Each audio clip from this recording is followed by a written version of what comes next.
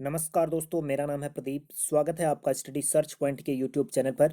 प्राचीन भारतीय इतिहास विषय के अंतर्गत वीडियो के इस अंक में हम बात करेंगे वैष्णव धर्म या संप्रदाय को लेकर के। जैसा कि पिछले वीडियो के अंक में भी हमने वैष्णव धर्म को लेकर के बहुत सारी चीज़ें कवर करी हुई थी, जिसमें हमने वैष्णव धर्म के प्रवर्तक से लेकर के वैष्णव धर्म के प्रचार प्रसार को लेकर के अलवार संतों तक की सारी जानकारी कवर करी थी। और देखा था कि कुषाण शासक रहे हों या गुप्त शासक रहे हों या इसके बाद राष्ट्रकूट शासक रहे हों, वैगई या पूर्वी जो चालुक्य शासक थे, उन्होंने किस तरह से वैष्णव धर्म को अपनाया और किस तरह से वैष्णव धर्म या वैष्णव संप्रदाय का प्रचार प्रसार किया, इन सारी चीज़ों पर चर्चा करी थी। उसके बाद हमने देखा था कि दक्षिण भारत के क्षेत्र में वैष्णव संप्रदाय को प्रचार और प्रसारित करने का जो कार्य किया था वह किया था अलवार संतों के द्वारा। और अलवार संतों की संख्या यहाँ पर 12 बताई जाती है। अलवार संतों के बाद दक्षिण भारत के क्षेत्र में जो वैष्णव संप्रदाय का प्रचार और प्रसार करने का जो कार्य किया था वह आचार्यों ने करा था, यानी कि अलवार संतों की जगह आचार्यों ने ली थी। और जिसके कारण हम देखते हैं कि वैष्णव संप्रदाय में आचार्य संप्रदाय का उदय होता है। तो उसको लेकर के यहाँ पर हम चर्चा करेंगे और प्रमुख संप्रदाय, उनके मत और प्रवर्तक जो यानी कि जिनके द्वारा उस मत का प्रतिपादन यहाँ पर किया जाता गया था, उसके बारे में इस वीडियो के अंक में हम चर्चा करेंगे। वीडियो अगर पसंद आता तो अपने साथियों से भी साझा करें। हमारे चैनल पर पहली बार आए तो चैनल को सब्सक्राइब करके बेल आइकन अवश्य प्रेस करें, ताकि हमारे चैनल पर अपलोड किए जाने वाले वीडियो का नोटिफिकेशन आपको मिलता रहे। आप हमसे फेसबुक, ट्विटर और टेलीग्राम पर जुड़ सकते हैं। सामान्य अध्ययन से संबंधित जानकारियों को पढ़ने के लिए आप हमारी blog site study search point को भी विजिट कर सकते हैं। वीडियो के अंकों में किसी भी तरह के सुधार को लेकर आपके पास कोई सुझाव हो, वीडियो में किसी भी तरह की त्रुटि नज़र आपको आती है तो उसको लेकर के कमेंट बॉक्स में कमेंट अवश्य करें, ताकि आने वाले वीडियो के अंकों में हम सुधार करके आप सभी साथियों तक बेहतर से बेहतर वीडियो पहुंचा सकें। तो चलिए शुरू करेंगे आज के अपने इस वीडियो के अंक को। ये सारी चीज़ें इससे पहले हम आपको बता चुके हैं पिछले वीडियो के अंक में। प्लेलिस्ट में जाकर के आप संबंधित वीडियो के अंक को यहाँ पर देख सकते हैं। और आज हम बात करेंगे आचार्य संप्रदाय को लेकर के कि किस तरह से आचार्य संप्रदाय का उदय होता है और जिसने वैष्णव धर्म यानी कि भागवत धर्म के प्रचार प्रसार में महत्वपूर्ण भूमिका निभाई थी। मुख्य रूप से जो आचार्य यहाँ पर होते हैं रामानुज, माधव, यहाँ पर यह माधव है, माधव, वल्लभ और चैतन्य, ये प्रमुख आचार्य होते हैं। और वर्तमान में ये सभी संप्रदाय अपने प्रमुख आचार्यों के नाम से जाने जाते हैं। जिन भी आचार्य संप्रदायों ने यहाँ पर वैष्णव धर्म का प्रचार प्रसार किया वह सभी के सभी वर्तमान में अपने आचार्यों के नाम से ही जाने जाते हैं, यानी कि जिन्होंने इसकी स्थापना करी, जो इनके संस्थापक रहे थे इन आचार्यों के। ठीक है। और यह सभी प्रमुख आचार्य जो हैं वह दक्षिण भारत में इनका उदय होता है और जिन्होंने वैष्णव धर्म का प्रचार प्रसार करने में महत्वपूर्ण भूमिका निभाई दक्षिण भारत के क्षेत्र में। इसमें जो प्रमुख आचार्य संप्रदाय यहाँ पर रहे थे वह रहे थे श्री संप्रदाय। श्री संप्रदाय जो है वो विष्णु की पत्नी महालक्ष्मी देवी पर आधारित है और जो इसके प्रवर्तक रहे हैं वह रामानुजाचार्य रहे हैं। वर्तमान में जो श्री संप्रदाय है उसको रामानुज संप्रदाय के नाम से जाना जाता है। तो श्री संप्रदाय की जो आद्य प्रवर्तिका रही हैं वो कौन है, तो विष्णु की पत्नी महालक्ष्मी देवी रही हैं। और इसके प्रवर्तक कौन है, प्रमुख आचार्य कौन है, तो रामानुजाचार्य हैं। और रामानुजाचार्य जो हैं वह रामानुज संप्रदाय के संस्थापक हैं, यानी कि श्री संप्रदाय के संस्थापक हैं। दूसरा जो आचार्य संप्रदाय है, दूसरा आचार्य संप्रदाय ब्रह्म आचार्य संप्रदाय है, या इसको ब्रह्मा आचार्य संप्रदाय भी कहा जाता है। और इसके जो आद्य प्रवर्तक रहे हैं वो चतुरानन ब्रह्मादेव रहे हैं। चतुरानन ब्रह्मादेव यानी कि ब्रह्मा रहे हैं, जिसके कारण इसको ब्रह्म संप्रदाय कहा जाता है। और इसके जो प्रमुख आचार्य रहे हैं वह आपके रहे हैं माधवाचार्य। यानी कि किस पर आधारित ये है, ब्रह्म संप्रदाय ब्रह्मा पर आधारित है संप्रदाय है, और इसके जो आचार्य रहे हैं वो माधवाचार्य रहे हैं। माधवाचार्य के द्वारा इस संप्रदाय की स्थापना की गई और वर्तमान में जो ब्रह्म संप्रदाय है उसको माधव संप्रदाय के नाम से जाना जाता है। ठीक है। तीसरा जो प्रमुख आचार्य संप्रदाय है वह आपका रुद्र संप्रदाय है। रुद्र यानी कि महादेव से संबंधित संप्रदाय है, यानी कि जो इसके आद्य प्रवर्तक रहे हैं वो देवादिदेव महादेव रहे हैं। महादेव पर आधारित ये रुद्र संप्रदाय है। और इसके जो प्रमुख आचार्य रहे हैं वो आपके रहे हैं वल्लभाचार्य। और वल्लभाचार्य संप्रदाय जो है वह रुद्र संप्रदाय से संबंधित है। और वर्तमान में जो रुद्र संप्रदाय है उसको वल्लभ संप्रदाय के नाम से जाना जाता है। तो रुद्र संप्रदाय महादेव से संबंधित है, और ब्रह्म संप्रदाय ब्रह्मा से संबंधित है, और उसके अलावा जो आपका श्री संप्रदाय है वह आपका महालक्ष्मी देवी से से संबंधित संप्रदाय है। और चौथा जो संप्रदाय है, चौथा प्रमुख संप्रदाय आपका कुमार संप्रदाय है। और जो सनत कुमार हैं, सनत कुमार जो ऋषि हैं, तो उन पर आधारित ये संप्रदाय रहा है। इसके आद्य प्रवर्तक कह सकते हैं सनत कुमार रहे हैं, उसके गण रहे हैं। और इसके जो प्रमुख आचार्य रहे हैं वह रहे हैं निम्बारकाचार्य। तो निम्बारकाचार्य कुमार संप्रदाय के जो है कि आचार्य रहे हैं। और वर्तमान में जो कुमार संप्रदाय है उसको निम्बारक संप्रदाय के नाम से जाना जाता है। तो निम्बारक संप्रदाय के नाम से कुमार संप्रदाय जाना जाता है, और वल्लभ संप्रदाय के नाम से रुद्र संप्रदाय जाना जाता है। और वहीं हम देखते हैं कि जो आपका माधव संप्रदाय है, माधव संप्रदाय जो है कि वो जो है कि वो ब्रह्म संप्रदाय को कहा जाता है। और वहीं रामानुज जो संप्रदाय है उसको श्री संप्रदाय के नाम से जाना जाता है। इसके अलावा हम देखते हैं कि मध्यकालीन भारत के दौरान उत्तर भारत के क्षेत्र में हम देखते हैं कि जो ब्रह्म यानी कि जो माधव संप्रदाय है उसके अंतर्गत एक नया संप्रदाय उदय होकर के आता है, जिसका जो जिसके आचार्य यहाँ पर रहे थे वह आचार्य थे श्री मन्म महाप्रभु चैतन्य देव, इसके प्रवर्तक रहे थे। जो प्रमुख जो संप्रदाय उभर करके आता है वह आता है गौड़ीय संप्रदाय। ठीक है, तो गौड़ीय संप्रदाय के प्रवर्तक रहे थे श्री मन्म महाप्रभु चैतन्य देव रहे थे, और जो कि ब्रह्म या माधव संप्रदाय का ही भाग था। और इसको ब्रह्म माधव गौड़ेश्वर भी कहा जाता है। ब्रह्म माधव गौड़ेश्वर के प्रवर्तक पूछ लिया जाए या गौड़ीय संप्रदाय के प्रवर्तक पूछ लिया जाए तो श्री मन्म महाप्रभु चैतन्य देव रहे थे। इसके साथ ही जो श्री संप्रदाय था यानी कि रामानुज जो संप्रदाय था, रामानुज संप्रदाय के अंतर्गत एक और संप्रदाय उदय होकर के आता है जो संप्रदाय के नाम से जाना जाता है रामानंदी संप्रदाय। और रामानंदी संप्रदाय के जो आचार्य थे, जो प्रवर्तक थे, वो रामानंदाचार्य रहे थे। तो रामानंदाचार्य जो रहे थे वह रामानंदी संप्रदाय के ये प्रवर्तक रहे थे। और रामानंदी जो संप्रदाय था वह श्री संप्रदाय या रामानुज संप्रदाय का ही एक भाग था। तो मध्यकालीन भारत के दौरान, मध्यकाल में आते आते उत्तर भारत के क्षेत्र में ब्रह्म संप्रदाय यानी कि माधव संप्रदाय से एक अन्य संप्रदाय का जन्म होता है जो कि ब्रह्म माधव गौड़ेश्वर या गौड़ी संप्रदाय के नाम से जाना जाता है। इसके अलावा श्री संप्रदाय या रामानुज संप्रदाय से एक अन्य संप्रदाय का जन्म होता है जो कि रामानंदी संप्रदाय के नाम से जाना जाता है। इसके प्रवर्तक रहे थे श्री रामानंदाचार्य। और जो आपका ब्रह्म माधव गौड़ेश्वर या गौड़ी संप्रदाय रहा था उसके जो प्रवर्तक रहे थे, आचार्य जो रहे थे, वो श्री मन्म महाप्रभु चैतन्य देव रहे थे। ठीक है, यहाँ पर जो रामानंदाचार्य थे, रामानंदाचार्य जो रहे थे रामानंदी संप्रदाय के प्रवर्तक, तो उन्होंने जो मुख्य रूप से यहाँ पर जो बल दिया था, जो इनके विचार थे, वो सर्वधर्म समभाव की भावना पर आधारित रहे थे। सभी धर्मों, सभी व्यक्ति, सभी वर्गों के लोगों को इन्होंने भक्ति का उपदेश यहाँ पर दिया हुआ था। तो रामानंदाचार्य के द्वारा सर्वधर्म समभाव की भावना को बल देते हुए सभी वर्ग, सभी धर्म के लोगों को भक्ति का उपदेश इन्होंने दिया था। आगे चल करके इसी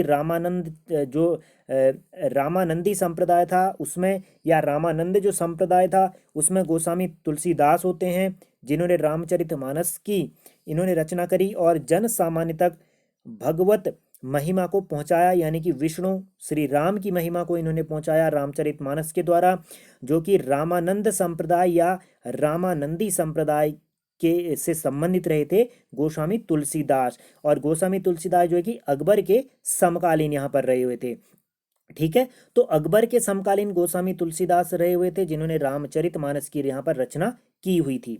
ठीक है, चलिए अब कुछ चीज़ें ऐसी हैं जो कि इससे पहले भी बताई जा चुकी हैं, रिवीजन के तौर पर यहाँ पर बहुत सारी चीज़ें लिखी हुई हैं, आप इनको देख सकते हैं। और जितनी भी चीज़ें अभी तक हमने आपको बताया है वो सारी की सारी महत्वपूर्ण है, भले ही वो वीडियो का पहला अंक हो या दूसरा अंक जो भी हो। इतनी चीज़ें परीक्षा की दृष्टि से आपकी बहुत ही ज़्यादा महत्वपूर्ण है। इससे बाहर बहुत ही कम ऐसे अवसर रहते हैं कि प्रश्न पूछे जा सकते हैं। ठीक है, देखिए जो वैष्णव धर्म है, भागवत धर्म है, जिसको एक अन्य नाम से जाना जाता है जिसका नाम है पांच रात्र। ठीक है, पांच रात्र जो मत है, धर्म है, एक ही नाम है, ये तीन के तीन नाम, वैष्णव, भागवत और पांच रात्र धर्म। ठीक है, तो जो वैष्णव धर्म के बारे में हमें सामान्य जानकारी मिलती है वह आपके उपनिषदों से मिलती है। छांदोग्य उपनिषद जो कि आपका सामवेद का उपनिषद है, उसमें जो वैष्णव धर्म के प्रवर्तक रहे हैं कृष्ण, यानी कि जो वृषण कबीले के संबंधित रहे हैं, वृषण कह लें या इसको सातवत कह लें। ठीक है, सातवत, सातवत कबीले के, वृषण कबीले के से संबंधित रहे हैं कृष्ण, और जिनका निवास स्थान मथुरा यहाँ पर बताया गया है।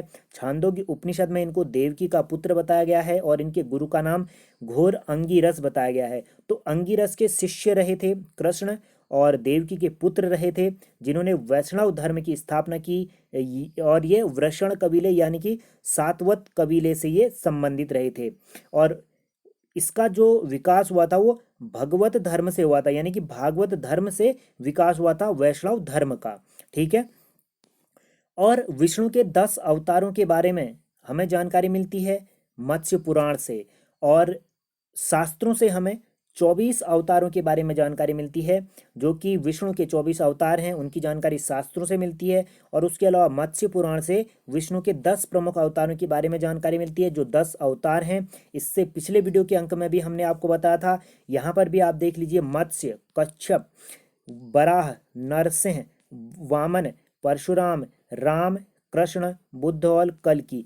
कल्कि या कली जो है कि आने वाले समय में अवतरित होंगे। और विष्णु के जो 24 अवतार हमें देखने को मिलते हैं शास्त्रों में, वह आप यहाँ पर देख सकते हैं कौन कौन से हैं, जिसमें आदि पुरुष, चार सनत कुमार, बराह, नारद, नर नारायण, कपिल, दंतात्रेय, याज्ञ, ऋषभ, पृथु।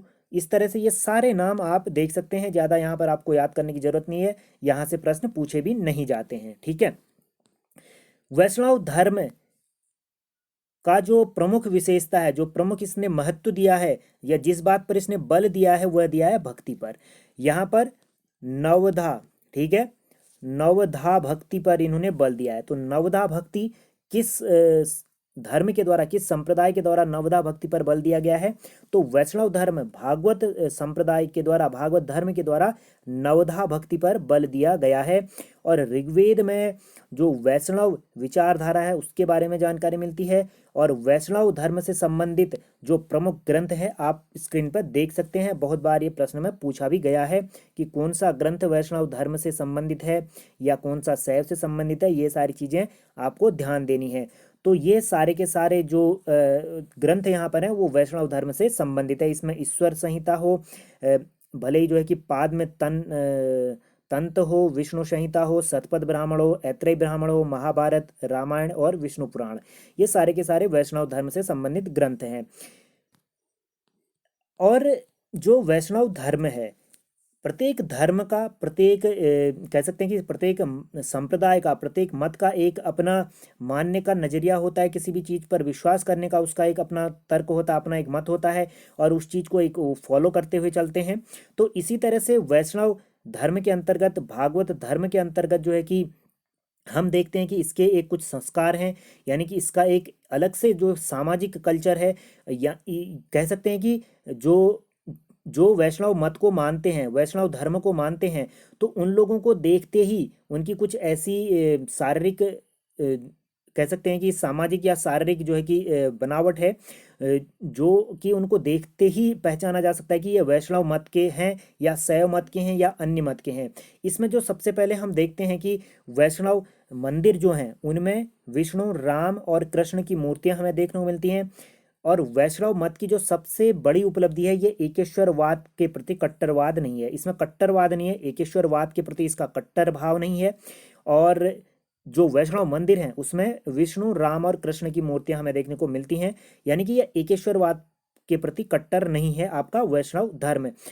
इसके जो सन्यासी होते हैं वह सिर को मुड़वाकर, यानी कि सर में अपने बाल नहीं रखते, केवल चोटी ये रखते हैं। और इसके अलावा इसके अनुयायी जो रहे थे वह यहाँ पर चोटी रखने का कार्य करते हैं, यानी कि सर जब दशा कर्म होते हैं इसमें तो उस दौरान ये चोटी रखने का यहाँ पर कार्य करते हैं। ठीक है, तो पूछा जाएगा कि किस संप्रदाय के, किस धर्म के अनुयायी दशा कर्म के दौरान सिर मुड़वाते वक्त चोटी रखते हैं, तो वो आपके वैष्णव संप्रदाय के लोग रखते हैं। ठीक है, और जो भी अनुष्ठान कार्य यहाँ पर किए जाते हैं वैष्णव धर्म के अंतर्गत, वैष्णव संप्रदाय के अंतर्गत, वो सारे के सारे दिन में संपन्न कराए जाते हैं।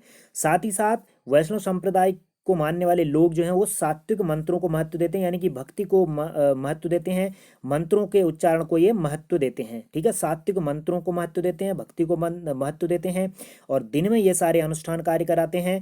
और जो इनके अनुयायी होते हैं वो दशाव कर्म के दौरान सिर को मुड़वाते वक्त चोटी रखते हैं। सन्यासी जो है कि पूरी तरह सर को मुड़वाए रखते हैं और यहाँ पर चोटी रखते हैं। और जो इनके मंदिर हैं उसमें विष्णु, राम और कृष्ण की मूर्तियां देखने को मिलती हैं, और एकेश्वरवाद जो है उसके प्रति ये कट्टर नहीं है वैष्णव संप्रदाय के लोग।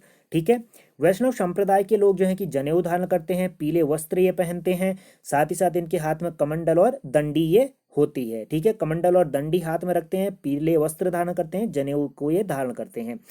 वैष्णव सूर्य पर आधारित व्रत उपवास रखते हैं, यानी कि सूर्य के आधार पर, सूर्य जिस तरह से उदय और अस्त होता है, यानी कि सूर्य की कह सकते हैं कि सूर्य की दिशाओं के आधार पर जो है कि ये व्रत रखते हैं। ठीक है, व्रत उपवास रखते हैं, यानी कि सूर्य के आधार पर जितने भी इनके धार्मिक कार्य होते हैं वो सूर्य के आधार पर किए जाते हैं। वैष्णव धर्म के लोग दाह संस्कार रीति पर विश्वास करते हैं। दाह संस्कार इनमें होता है, शव को दाह की प्रथा यहाँ पर प्रचलित रहती है, और ये चंदन का खड़ा टीका लगाते हैं। इस तरह से ये टीका लगाते हैं जो है कि वैष्णव संप्रदाय के लोग, और कुछ टीके इनमें इस तरह से भी हमें देखने को मिलते यहाँ पर हैं। ठीक है, इस तरह से भी टीके लगाने को मिलते हैं इनमें। ठीक है, तो अलग अलग तरह से इनमें टीके प्रचलित हैं, लेकिन खड़े टीके, चंदन के ये टीके लगाते हैं। ठीक है, और जो वैष्णव साधु हैं उनको आचार्य, संत और स्वामी कहा जाता है। आचार्यों के द्वारा, संतों के द्वारा ही वैष्णव धर्म या वैष्णव संप्रदाय का प्रचार प्रसार किया गया था। ठीक है, तो इतनी सारी चीज़ें जो भी हैं ये वैष्णव संप्रदाय में जो संस्कार प्रचलित हैं, जो इनकी पहचान दर्शाता है कि ये वैष्णव धर्म को मानने वाले लोग हैं या वैष्णव संप्रदाय को मानने वाले लोग हैं, भागवत धर्म को, भागवत संप्रदाय को मानने वाले लोग हैं, तो उनसे संबंधित ये सारी के सारी रीति रिवाज रहे थे, उनके संस्कार रहे थे। ठीक है, अब यहाँ पर हम बात करेंगे वैष्णव धर्म से संबंधित जो प्रमुख मंदिर रहे हैं। इनमें जो प्रमुख यहाँ पर जो मंदिर रहे हैं, जगन्नाथपुरी का जो मंदिर रहा है, पूरी उड़ीसा में रहा है जगन्नाथ का मंदिर। ठीक है, भगवान जगन्नाथ कृष्ण को समर्पित मंदिर है। और दूसरा जो मंदिर यहाँ पर है दशावतार मंदिर है देवलगढ़ में, और एक दशावतार मंदिर जो है कि आपका कहाँ पर है, दंती दुर्ग के द्वारा जो एलोरा में, एलोरा, ठीक है, एलोरा में जो है बनाया गया था। एलोरा में दशावतार मंदिर जो है कि राष्ट्रकूट शासक दंती दुर्ग के द्वारा ये बनाया गया था। और विष्णु मंदिर, विष्णु मंदिर कहाँ पर है, ये आपका तिंगवा मध्य प्रदेश में है। एक और विष्णु मंदिर जो है कि आपका ऐरण मध्य प्रदेश में है। ठीक है, ऐरण में मध्य प्रदेश में। द्वारिकाधीश मंदिर, एक मथुरा उत्तर प्रदेश में द्वारिकाधीश मंदिर है, और एक द्वारिकाधीश मंदिर आपका द्वारका गुजरात कच्छ के क्षेत्र में स्थित है। ठीक है, तो द्वारकाधीश मंदिर द्वारका गुजरात में, द्वारिकाधीश मंदिर मथुरा उत्तर प्रदेश में। विष्णु मंदिर, दो मंदिर हैं यहाँ पर, एक जो है कि तिंगवा मध्य प्रदेश में, दूसरा जो है कि मध्य प्रदेश में ही ऐरण के क्षेत्र में है। दशावतार मंदिर एक देवलगढ़ उत्तर प्रदेश में, और एक दशावतार मंदिर जो है कि आपका जो कि एलोरा के क्षेत्र में, महाराष्ट्र के क्षेत्र में एलोरा के क्षेत्र में है। ठीक है, और जिसको राष्ट्रकूट शासक दंती दुर्ग के द्वारा बनाया गया था। तो ये सारी चीज़ें थी आपके मंदिरों से संबंधित, जो कि आपके वैष्णव धर्म से संबंधित है। एक प्रमुख जो मंदिर है अयोध्या मंदिर, राम की जन्मभूमि के नाम से जो जानी जाती है, उत्तर प्रदेश में स्थित है। अब यहाँ पर हम देखते हैं जो प्रमुख संप्रदाय हैं, उनके मत हैं और उनके आचार्य हैं, उस पर हम चर्चा कर लेते हैं। देखिए, जो सबसे पहले बात यहाँ पर होती है वैष्णव संप्रदाय की, और वैष्णव संप्रदाय के जो आचार्य रहे हैं वो रामानुज रहे हैं। रामानुज के द्वारा वैष्णव संप्रदाय का प्रतिपादन यहाँ पर किया गया, और इसका जो मत है वह विशिष्टाद्वैत पर रहे। ठीक है, द्वैत पर स्थित है, मत इनका रहा है विशिष्टाद्वैत पर। और विशिष्टाद्वैत जो है वो जगत और जीवात्मा दोनों को ये कार्यतः ब्रह्म से भिन्न मानता है। तो जगत और जीवात्मा को कार्यतः भिन्न मानता है ब्रह्म से, ठीक है। ब्रह्म से जगत और जीवात्मा को कार्यतः ये अलग मानता है विशिष्टाद्वैत मत, ठीक है, जिसकी जो कि आपका वैष्णव संप्रदाय का मत है। रामानुज इसके आचार्य रहे हैं। ब्रह्म या ब्रह्मा संप्रदाय ये जो है कि द्वैत पर आधारित मत है, और इसके जो आचार्य रहे हैं प्रमुख रूप से वो रहे हैं आनंद तीर्थ, इसके आचार्य रहे हैं। और प्रमुख रूप से जो इसके आचार्य रहे हैं वो माधवाचार्य रहे हैं, माधवाचार्य। और माधवाचार्य ने जो है कि वो दैत्यवाद का जो द्वैत्य जो मत है उसका प्रतिपादन किया है। और इसमें जो है कि एक से अधिक तरह की स्वीकृतियां यहाँ पर दी गई हैं, जैसे इसको इसीलिए जो है कि द्वैत्य या इसको त्रैत भी कहा गया है, ठीक है। त्रैत मत कह लें या द्वैत मत कह लें। तो द्वैत मत में जो इसमें प्रकृति, जीव और परमात्मा इन तीनों के अस्तित्व को मान्यता दी गई है। जो माधवाचार्य जो इसके प्रवर्तक रहे हैं, जो प्रमुख आचार्य रहे हैं, ठीक है, ब्रह्म संप्रदाय या ब्रह्मा संप्रदाय के, इन्होंने भाव और अभाव का अंकन यहाँ पर किया है। तो भाव और अभाव का अंकन हमें देखने को मिलता है माधवाचार्य के द्वारा।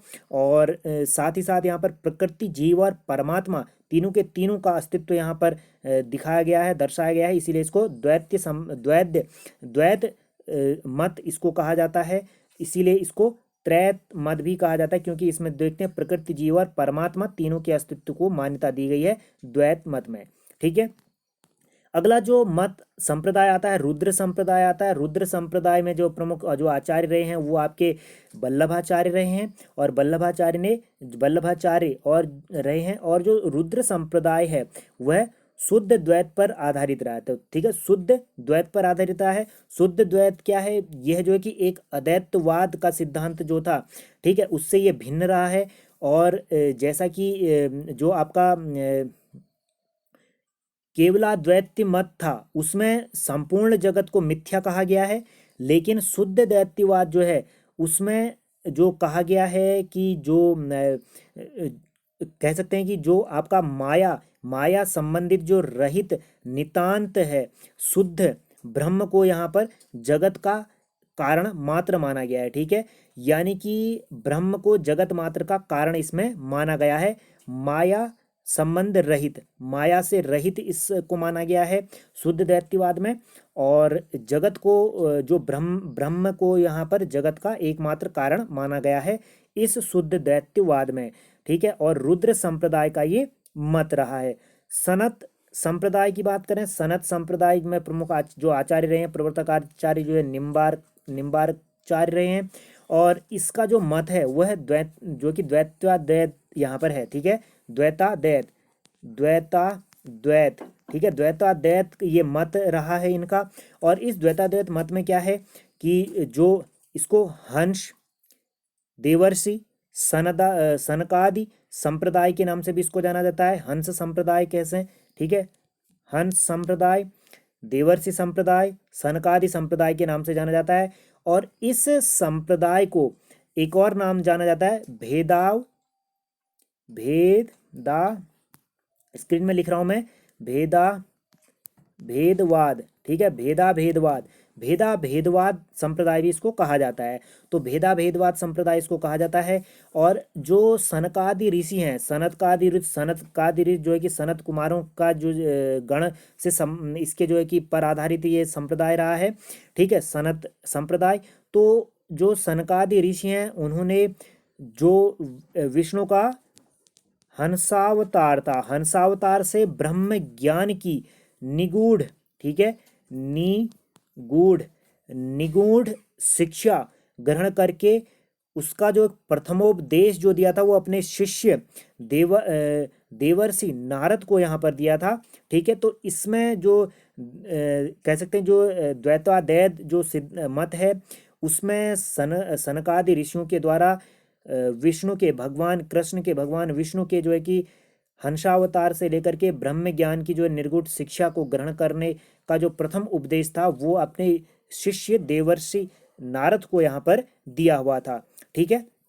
चलिए, इसके अलावा कुछ अन्य संप्रदाय यहाँ पर हैं जिसमें हम देखते हैं कि जो आजीवक संप्रदाय है जिसकी प्रवर्तक या संस्थापक रहे हैं मखली पुत्र यहाँ पर रहे हैं। और घोर अक्रियावादी या अक्रियवादी संप्रदाय। अक्रियवादी संप्रदाय यानी कि इसमें कह सकते हैं कि जो है कि क्रिया के अस्तित्व को अस्वीकार किया गया है। ठीक है, और इसके जो संस्थापक रहे हैं इस संप्रदाय के, वह रहे हैं आपके पूर्ण कश्यप रहे हैं। इसके अलावा जो अगला संप्रदाय है यदृच्छावाद संप्रदाय है, यदृच्छावाद संप्रदाय, और इसके जो प्रवर्तक रहे हैं वो आचार्य अजीत रहे हैं। यदृच्छावाद संप्रदाय के भौतिकवादी संप्रदाय के जो संस्थापक रहे हैं या प्रवर्तक रहे हैं वह रहे हैं आचार्य पकुद कच्चायन। तो पकुद कच्चायन जो कि भौतिक दर्शन के आचार्य रहे हैं, उन्होंने भौतिकवादी संप्रदाय की स्थापना यहाँ पर करी है। अनिश्चयवादी जो संप्रदाय है उसकी संस्थापक रहे हैं आपके संजय विठलीपुत्र। तो संजय विठलीपुत्र जो है वो आपके अनिश्चयवादी संप्रदाय के संस्थापक रहे हैं। इन संप्रदायों के बारे में बहुत सारी जानकारियां हैं। यहाँ पर परीक्षा की दृष्टि से केवल इनके संस्थापक आपको याद रखने हैं कि हालांकि इनके अंतर्गत क्या क्या चीज़ें रही हैं वो भी बहुत ही ज़्यादा हैं। तो आगे हम कोशिश करेंगे इन संप्रदायों से संबंधित जो भी महत्वपूर्ण चीज़ें हैं वो वीडियो के अंकों में आगे समावेश करने की हम कोशिश करेंगे। एक सेपरेट वीडियो लेकर के आएंगे जिसमें प्रमुख जो भी संप्रदाय हैं उनके अंदर जो भी महत्वपूर्ण चीज़ें हैं, किस पर वो उनका विशेष मत है या किस चीज़ को मानते हैं, तो उस पर हम चर्चा अगले वीडियो के अंकों में करने की कोशिश करेंगे। ठीक है, अभी परीक्षा की दृष्टि से जितनी भी चीज़ें यहाँ पर हैं इनके संप्रदायों को, संप्रदाय और उनके संस्थापकों के बारे में महत्वपूर्ण है जो आपको ध्यान देनी है। ये सारी चीज़ें आप नोट डाउन कर सकते हैं। ठीक है, चलिए अब यहाँ पर बात कर लेते हैं कुछ प्रमुख और संप्रदाय हैं उनसे संबंधित जो पुस्तकें लिखी गई हैं। प्रमुख जो संप्रदाय आता है सबसे पहले आता है बरकरी संप्रदाय। तो बरकरी संप्रदाय के संस्थापक रहे हैं नामदेव। तो नामदेव के द्वारा बरकरी संप्रदाय की स्थापना की गई और इससे संबंधित कोई पुस्तक अभी उपलब्ध नहीं है हमारे पास। दूसरा जो संप्रदाय है श्री वैष्णव संप्रदाय है और इसके संस्थापक रहे हैं रामानुज रहे हैं। रामानुज श्री वैष्णव संप्रदाय या वैष्णव या कहते हैं रामानुज संप्रदाय कह लें। ठीक है, तो इसके संस्थापक कौन रहे हैं? रामानुज। और इसमें प्रमुख पुस्तक है ब्रह्मा सूत्र। तो ब्रह्मा सूत्र किससे संबंधित, किस संप्रदाय से संबंधित पुस्तक है? तो ये श्री वैष्णव या रामानुज संप्रदाय से संबंधित पुस्तक रही है। परमार्थ संप्रदाय, परमार्थ संप्रदाय के संस्थापक रहे हैं आपके रामदास और इससे संबंधित जो पुस्तक रही है वो दास बोध पुस्तक रही है। राम भक्त संप्रदाय, राम भक्त संप्रदाय के संस्थापक रहे हैं रामानंद और इससे संबंधित जो पुस्तक रही है वो अध्यात्म रामायण रही है। अध्यात्म रामायण पुस्तक जो है वो राम भक्त से संबंधित पुस्तक है और राम भक्त संप्रदाय के संस्थापक रहे हैं रामानंद। परमार्थ संप्रदाय के संस्थापक रहे हैं रामदास और इससे संबंधित पुस्तक है दासबोध। श्री वैष्णव या रामानुज संप्रदाय के संस्थापक रहे हैं रामानुज और इससे संबंधित पुस्तक है ब्रह्मा सूत्र या ब्रह्मसूत्र और बरकरी संप्रदाय के संस्थापक रहे हैं नामदेव। तो ये सारी चीजें संस्थापक और पुस्तकों से संबंधित जो चीज़ें हैं वो यहाँ पर कवर की गई, जो महत्वपूर्ण चीज़ें हैं। हालांकि इनमें और भी बहुत सारी जानकारी हैं लेकिन जो परीक्षा की दृष्टि से हैं महत्वपूर्ण वो यहाँ पर हमने कोशिश करी है समावेश करने की। उम्मीद है ये वीडियो का अंक आपको पसंद आया होगा। वीडियो पसंद आया तो अपने साथियों से भी साझा करें।